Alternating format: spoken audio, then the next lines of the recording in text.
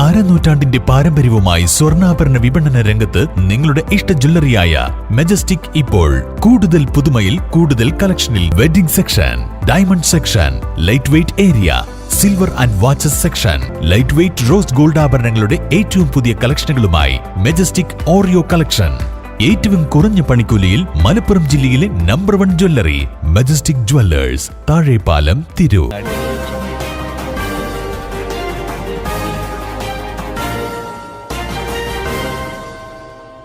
നമസ്കാരം, പ്രഹേളിക ന്യൂസിലേക്ക് സ്വാഗതം. ആരോഗ്യരംഗത്ത് സമഗ്ര പദ്ധതികൾ നടപ്പിലാക്കും. കീഴടത്തിൽ ഇബ്രാഹിം ഹാജി.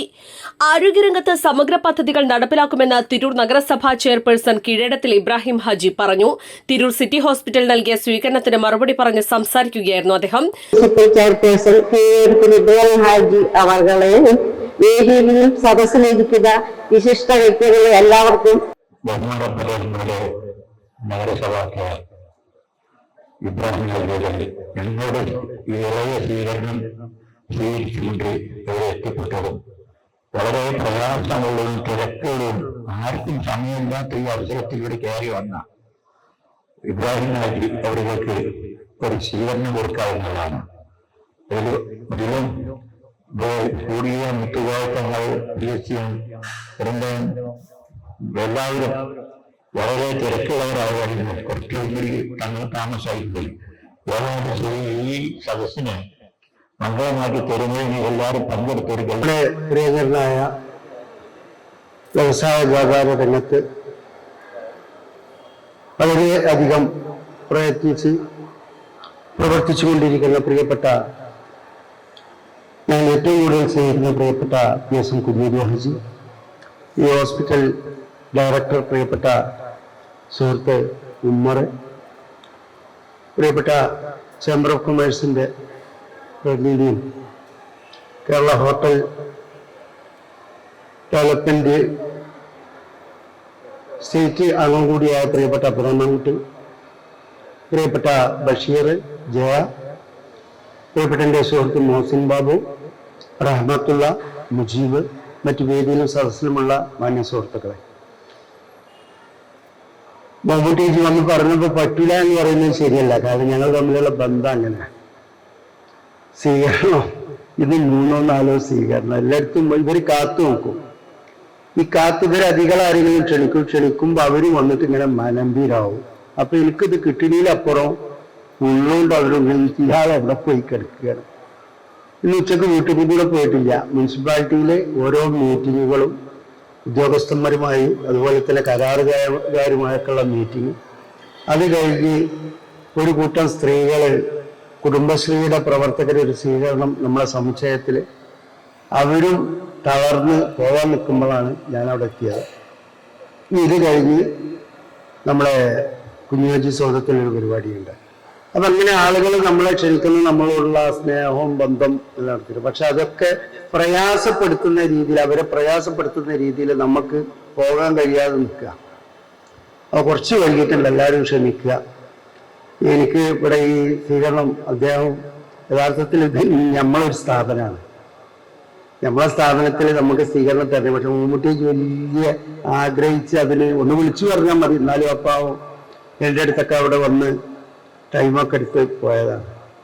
വളരെ സന്തോഷമുണ്ട്. കാരണം വ്യാപാര വ്യവസായ രംഗത്ത് പ്രവർത്തിക്കുന്ന ആളുകളാണ് ഞങ്ങളൊക്കെ. മെഡിക്കൽ രംഗത്ത് ഞാനും പ്രവർത്തിക്കുന്നുണ്ട്, പ്രിയപ്പെട്ട മമ്മൂട്ടിയും ആ ടീമും വർക്ക് ചെയ്യുന്നുണ്ട്. മെഡിക്കൽ രംഗത്ത് ഇന്ന് തിരൂര് വളരെ അഭിമാനപൂർവ്വം കുതിച്ചുകൊണ്ടിരിക്കുകയാണ്. യഥാർത്ഥത്തിൽ നമുക്കാർക്കും സുഖം വരാതിരിക്കട്ടെ, ഒരു ഡോക്ടറെ അടുത്ത് പോകാതിരിക്കട്ടെ എന്ന് നമ്മൾ ആഗ്രഹിച്ചിട്ടുണ്ടെങ്കിൽ പോലും ഓരോ ദിവസവും നമുക്കൊക്കെ ഒരു ഡോക്ടറെ കണ്ട് ചികിത്സിക്കേണ്ട അവസ്ഥയിലാണ് ഇന്ന് ലോകം. ഇന്നും ഭക്ഷണത്തിന്റെ രീതിയിലും മറ്റൊക്കെ പ്രയാസപ്പെട്ടുകൊണ്ട് ആളുകൾ ജീവിക്കുന്നത്. അപ്പൊ അങ്ങനെ ദീർഘകാലമായി മുന്നോട്ട് കൊണ്ടുപോകുന്ന ഒരു സ്ഥാപനമാണ് സിറ്റി ഹോസ്പിറ്റല്. നല്ല രീതിയിൽ ഇവർ ആത്മാർത്ഥമായ പ്രവർത്തനമാണ് ഇതിന്റെ പിന്നിൽ. ഇതുപോലെ തന്നെ അപ്പുറത്ത് ഷാപ്റ്റർ ഹോസ്പിറ്റലുണ്ട്, അതിന്റെ വൈസ് ചെയർമാനാണ് ഞാൻ. ഒരു ഹോസ്പിറ്റൽ എങ്ങനെ നടത്തണം, അതിന്റെ പ്രയാസങ്ങൾ എന്താണെന്ന് പൂർണ്ണമായും മനസ്സിലാക്കിയ ഒരാൾ എന്ന നിലക്ക് ദീർഘകാലം പ്രവാസി, ഇപ്പോഴും പ്രവാസിയാണ്. 50 വർഷത്തോളമായി പ്രവാസ ലോകത്ത്. ഈ ഡിസംബർ 24 തീയതി ഞാൻ പ്രവാസിയായിട്ട് 50 കൊല്ലം പൂർത്തീകരിക്കുകയാണ്. അത് ഓർമ്മിപ്പിക്കുന്നത് പ്രിയപ്പെട്ട അഭിപ്രായമൊക്കെ മനസ്സിലായിക്കോട്ടെ, വല്ല സ്വീകരണം വല്ലതൊക്കെ നൽകാൻ ഉദ്ദേശിച്ചിട്ടുണ്ടെങ്കിൽ ഒക്കെ അത് നല്ലതാണ് എന്ന് കരുതിയിട്ടാണ്. അപ്പൊ അങ്ങനെ പ്രവാസ ലോകത്ത് ജീവിച്ച് അവരുടെ അധ്വാനം ഒക്കെ ഈ നാടിനും സമൂഹത്തിനും മമ്മൂട്ടിയെ സംബന്ധിച്ചൊക്കെ സാധാരണക്കാരനെ ചേർത്ത് പിടിക്കുന്ന പ്രിയപ്പെട്ട കുഞ്ഞുതേജൊക്കെ ഇവിടെ ഇരിക്കുന്നുണ്ട്. ഇവരൊക്കെ ഒരു ടീം വർക്കാണ്, സാധാരണക്കാരെ ചേർത്ത് പിടിച്ച്. അപ്പൊ അവർക്ക് ഒരു ചികിത്സാ സംവിധാനം നൽകുക എന്നുള്ളത് വളരെ അവർക്ക് ലളിതമായ രീതിയിൽ ഒരു ചികിത്സാ സംവിധാനം നൽകുക, അങ്ങനെ ഒരു ഉദ്ദേശ ലക്ഷ്യത്തോടു കൂടിയാണ് ഈ സ്ഥാപനം മുന്നോട്ട് കൊണ്ടുപോകുന്നത്. കാരണം ഹോസ്പിറ്റലൊക്കെ ഇപ്പൊ നടക്കുമ്പോൾ എനിക്കറിയാം അതിനെന്താണ് ലാഭം. കേൾക്കുമ്പോൾ നിങ്ങൾ ബില്ല് വരുമ്പോ വലിയ ബില്ലായല്ലോ എന്നുണ്ട്.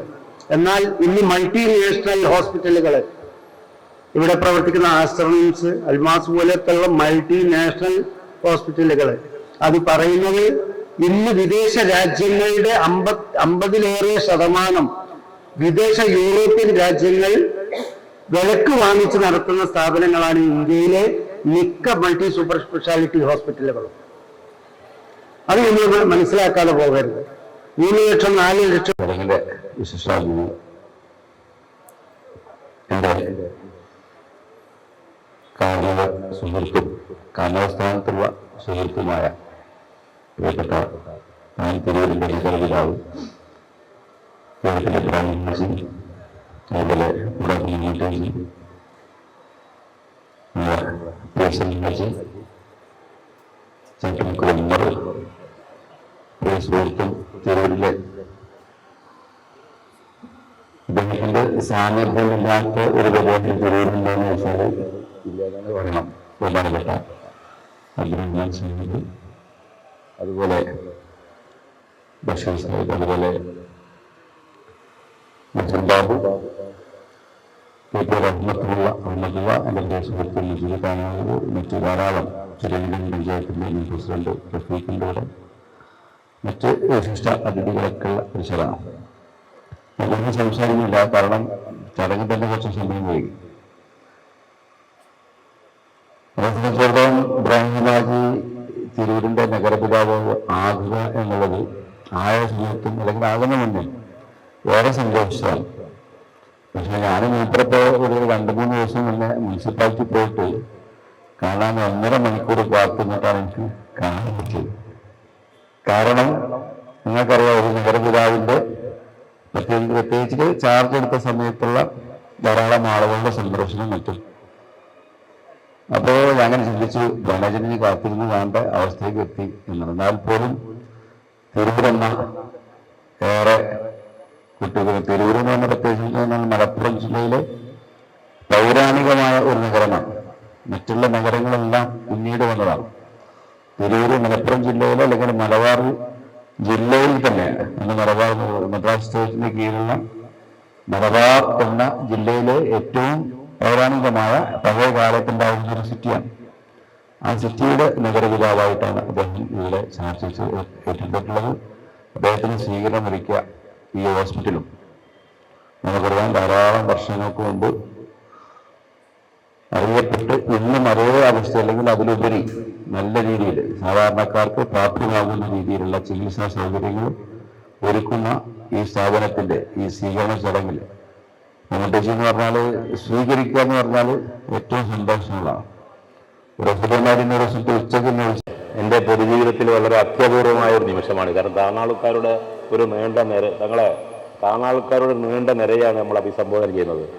ഈ 4 താണാൾക്കാർക്കുള്ള ഒരു വലിയ പ്രത്യേകത തിരൂരിൻ്റെ വാണിജ്യ രംഗത്ത് അതിൻ്റെ മുഖച്ഛായ മാറ്റുന്നതിൽ വലിയ പങ്ക് വഹിച്ചു എന്നുള്ളതാണ്. വ്യത്യസ്തമായ കെട്ടിടങ്ങൾ കൊണ്ട്, വ്യത്യസ്തമായ ബിസിനസ് കൊണ്ട് എല്ലാം വ്യത്യസ്തമായി കൊടുന്ന ഒരു സംഭവമാണ്. അതിൽ പെട്ടെന്നാണ് സിറ്റി ഹോസ്പിറ്റലൊക്കെ. ഇവിടെ നൽകുന്ന സ്വീകരണ ചടങ്ങ് നൽകുന്നത് നമ്മളൊക്കെ പ്രിയപ്പെട്ട ചെയർമാൻ ആയ നമ്മളൊക്കെ പ്രിയപ്പെട്ട സുഹൃത്തെന്നോ സഹോദരനൊക്കെ പറയാവുന്ന നമ്മൾ ഇബ്രാഹിംഹാജിയാണ്. ഇബ്രാഹിംഹാജി തിരൂരിലൊരു പുതിയ നൂതനമായ ആശയം തന്നെ കൊടുക്കുന്ന ഒരാളാണ്. അദ്ദേഹത്തിന് ഒരുപാട് കൺസെപ്റ്റുകൾ കൊടുക്കുന്ന ഒരാളാണ്. അപ്പം ഇങ്ങനെ ഒരു വ്യാപാര പ്രമുഖരുടെ ഒരു നീണ്ട നിരയെ അഭിസംബോധന ചെയ്യാൻ അവസരം കിട്ടി എന്നത് എൻ്റെ ഏറ്റവും വലിയ സന്തോഷമാണ്. ഇപ്പോൾ എനിക്കറിയാം, PSM ഹാജി വളരെ സൗമ്യനാണ്, ആൾക്കൂട്ടത്തിന് ഇടന്ന് മാറി നിൽക്കുന്ന ഒരാളാണ് അദ്ദേഹം. അദ്ദേഹം ചെയ്യുന്ന സേവനങ്ങളും അദ്ദേഹം ചെയ്യുന്ന പ്രവർത്തനങ്ങളൊക്കെ വളരെ വിപുലമാണ്. ഒരുപക്ഷെ ഞാൻ എപ്പോഴും ആലോചിക്കാറുണ്ട്, അദ്ദേഹം സാമൂഹ്യ സാംസ്കാരിക രംഗത്ത് എന്നോപരി ജീവകാരുണ്യ പ്രവർത്തന രംഗത്ത് മുൻപന്തിയിൽ നിൽക്കുന്ന രണ്ട് വ്യക്തികളാണ് കൂടത്ത് മുഹമ്മദ് ഹാജിയും KT ഇബ്രാഹിം ഹാജിയും. ഇവര് നൽകിക്കൊണ്ടിരിക്കുന്ന സേവനങ്ങളെ കുറിച്ച്, പാവപ്പെട്ടവന്റെ പ്രയാസപ്പെടുന്നവന്റെ ദുരിതമനുഭവിക്കുന്നവന്റെ കണ്ണീരെത്തുന്നതിന് വേണ്ടി ഈ രണ്ട് ഹാജിമാരും നടത്തിക്കൊണ്ടിരിക്കുന്ന സഹായവും സഹകരണവും ഇവിടെ എടുത്തു പറയാതിരിക്കാൻ നിവൃത്തിയില്ല. ഇത് ആരെങ്കിലും പറഞ്ഞു കേട്ടത്, കേട്ടറിഞ്ഞത്, അന്വേഷിച്ചറിഞ്ഞത് ഒന്നുമല്ല.